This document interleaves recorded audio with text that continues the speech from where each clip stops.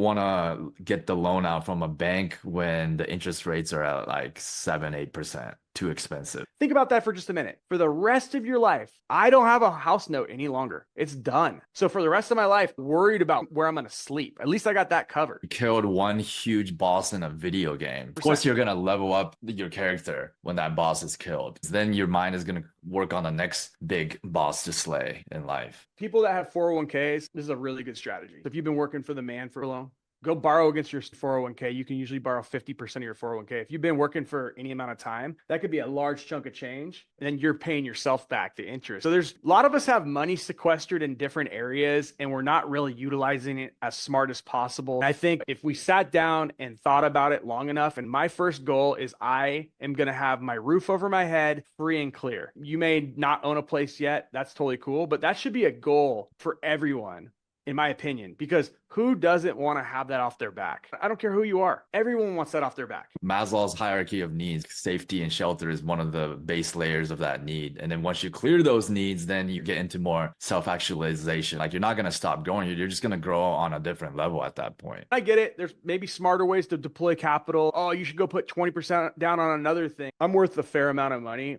is also what's right for the way that I feel every day. I don't want to feel anxious that I'm going to have to start all over. I'm not interested in that. If the market tanks, which it very well could one of these days, and you're so over leveraged, that's when you saw everyone go out of business. That's when you see all these builders in 2008, they were done.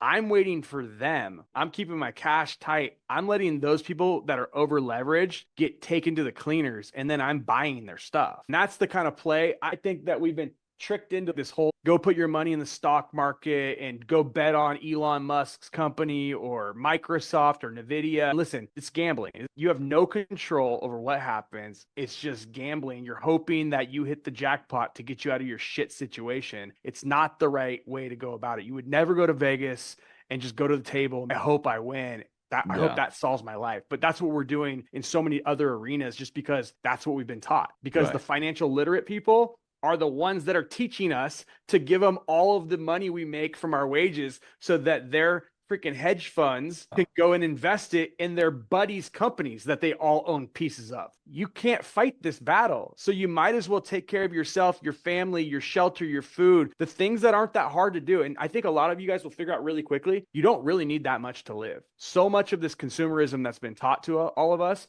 is it's just the trap that's going to keep you going to your 9 to 5 so that they can keep you working and keep you bringing in the cash for their businesses. There's better ways. So the key, you don't want to get the loan out from a bank when the interest rates are at like 7, 8%. It's like too expensive.